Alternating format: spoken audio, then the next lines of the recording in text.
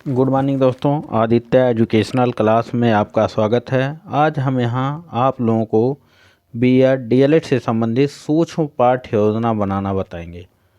सबसे पहले ऊपर हम लिखते हैं सूक्ष्म पाठ्य योजना, उसके बाद पाठ प्रस्तावना शिक्षण कौशल, फिर संस्था का नाम अनुरूपी परिस्थितियों में शिक्षाभ्यास, मतलब जिस संस्था में आप पढ़ते हैं उस संस्था में रहकर हम शिक्षण का अभ्यास करते हैं। उसके बाद छात्राध्यापिका का नाम, जो आपका नाम होगा, नाम यहाँ अंकित करेंगे। दिनांक, जिस दिन यह पाठ्य योजना आपको शिक्षण कार्य करना है उस दिन का दिनांक लिखेंगे। कक्षा 7 वर्ग ए विषय विज्ञान, चक्र पहला, अवधि 6 मिनट। ये सूक्ष्म पाठ्य योजना जो होता है कौशल पर आधारित तो 6 मिनट का होता है। प्रकरण यहाँ है प्रकाश संश्लेषण। उसके बाद पूर्व ज्ञान लिखते हैं। छात्र पहले से प्रकाश संश्लेषण के बारे में सामान्य जानकारी रखते हैं। उसके बाद प्रस्तावना के प्रश्न हैं। यहाँ 3 कॉलम, प्रस्तावित प्रश्न, संभावित उत्तर, सहायक सामग्री। यहाँ प्रस्तावित प्रश्न के स्थान पर छात्र अध्यापिका क्रिया, यहाँ छात्र क्रिया भी लिख सकते हैं।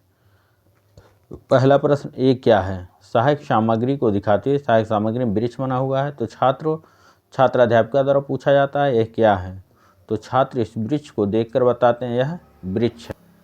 दूसरा प्रश्न, वृक्षों की वृद्धि करने के लिए किसकी आवश्यकता होती है, तो छात्र बताते हैं वृक्षों की वृद्धि करने के लिए ऊर्जा की आवश्यकता होती है।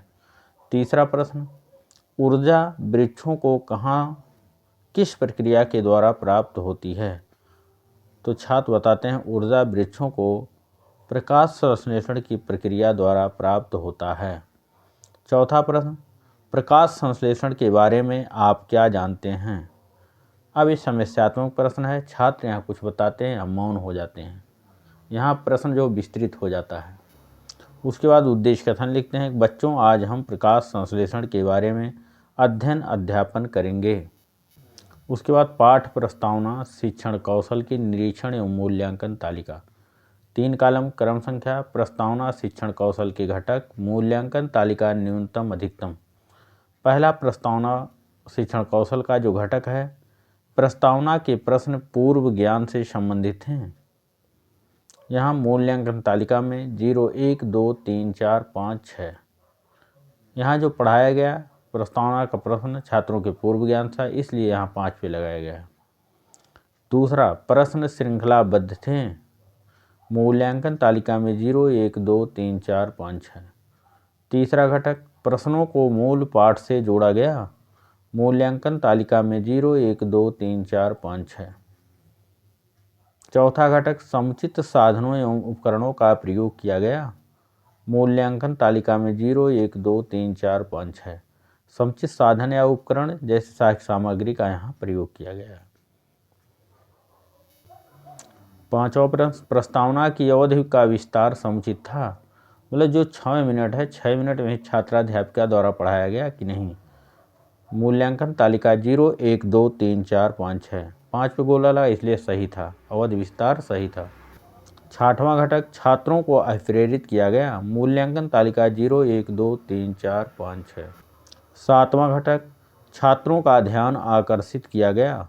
मूल्यांकन तालिका में 0, 1, 2, 3, 4, 5, 6 यहाँ 5 पे गोला किया गया इसलिए छात्रों का ध्यान आकर्षित किया, मतलब छात्र शिक्षण में रुचि ले रहे थे। आठवां घटक, प्रस्तावना के प्रश्न प्रभावशाली ढंग से प्रस्तुत किए गए।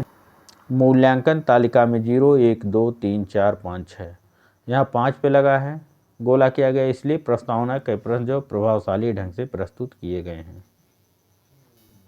उसके बाद आलोचना या सुझाव। यहाँ जब छात्राध्यापिका शिक्षण कार्य करती हैं तो पर्यवेक्षक जो है आलोचना या सुझाव देते हैं। ये आलोचना पॉजिटिव निगेटिव दोनों प्रकार की होती हैं। यहाँ लिख दिए जाते हैं कि आपका शिक्षण कार्य कैसा है, जिससे बाद में इस आलोचना को या कमेंट को देख करके अपने शिक्षण कार्य में सुधार ला सकें। जैसे यहाँ लिखा हुआ है, प्रारंभिक सूचनाएं व्यवस्थित व सुंदर हैं, प्रस्तावना के प्रश्न ठीक हैं, रेखाचित्र के माध्यम से छात्रों का ध्यान आकर्षित किया गया। रेखाचित्र यहाँ मतलब वृक्ष का बनाया गया था। चौथा, आत्मविश्वास ठीक है। पांचवा, प्रश्न पूछने का तरीका ठीक है, शिक्षण कार्य ठीक ढंग से किया गया। Thank you class. दोस्तों, ये वीडियो आपको अच्छा लगे तो इसको लाइक कीजिएगा, सब्सक्राइब कीजिएगा, अपने दोस्तों में शेयर अवश्य कीजिएगा। धन्यवाद।